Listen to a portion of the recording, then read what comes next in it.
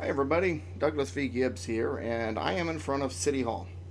And the reason I'm in front of City Hall is to address our question.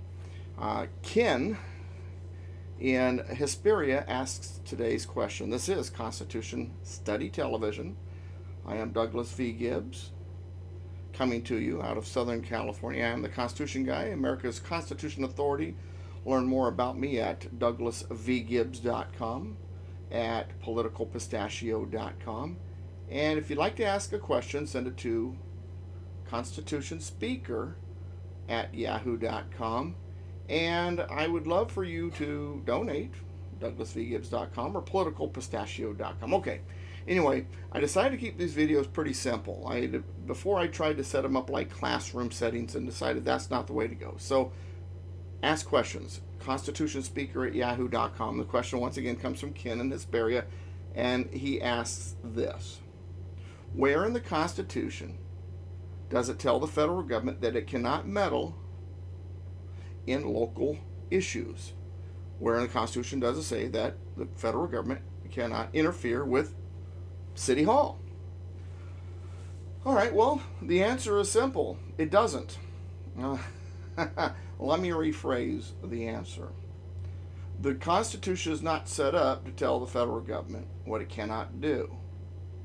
The way it's set up is to tell the federal government what it can do, and there is no authority listed anywhere, enumerated anywhere in the Constitution that gives it the authority to interfere with local issues. The Founding Fathers believed in something called localism.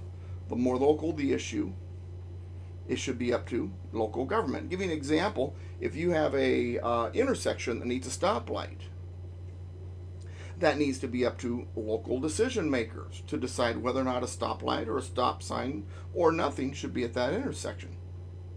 It is not the business of some bureaucrat on the East Coast somewhere in Washington, D.C., dictating to the city on where to put the stoplight or if there should be one. He knows nothing about the local community.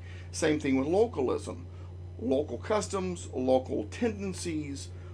Each local area, each region, each state, each city, each county has its own local idiosyncrasies, and so the larger governments should not interfere. So the federal government, when it was created, was not given the task or the authority to interfere with local issues. Now, I know they do now, but they're not supposed to. Now, I mentioned earlier enumerated powers. There is a doctrine of expressly enumerated powers that comes along with the Constitution. And basically what that says is if the authority to the federal government is not listed as an authority, then it's not an authority. So the first question should not be, as Ken put it, where in the Constitution does it say the federal government cannot interfere with local issues. His question should have been, where in the Constitution does it allow the federal government to interfere with local issues? It doesn't, therefore they can't. We also can tie that answer into the 10th Amendment. The 10th Amendment, if you want to pull out your handy-dandy pocket Constitution, is very clear. It says, the powers not delegated to the United States by the Constitution, in other words, if it's not authorized to the federal government, nor prohibited by it to the states, that doesn't tell the states they can't do it, are reserved to the states respectively or to the people. So it's either a state issue or a people issue. Well, when it comes to that stoplight, it's a people issue. And it's up to City Hall and local government to decide. So, once again, the way the Constitution was written, it delegates or grants authorities to the federal government. If the authority is not granted, the federal government doesn't have the authority. If it's not prohibited to the states, it's a state issue, if it's not granted to the federal government. And we could talk about a number of issues now on that. We could ask, okay, so where in the Constitution does it say that the federal government can institute healthcare laws? They can't. There's nothing about healthcare in the Constitution. Chief Justice Roberts claimed that it was a tax, therefore it was constitutional. It was not right. It does not ride with me.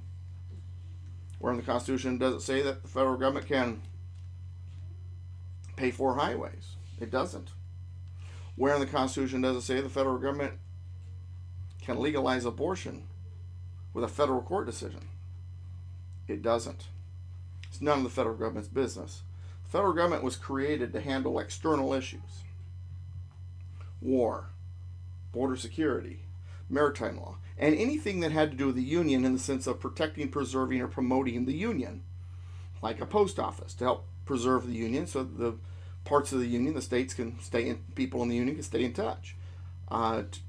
Commerce Clause to act as a mediator between the states when there's a dispute regarding commerce. That's a whole different discussion sometime.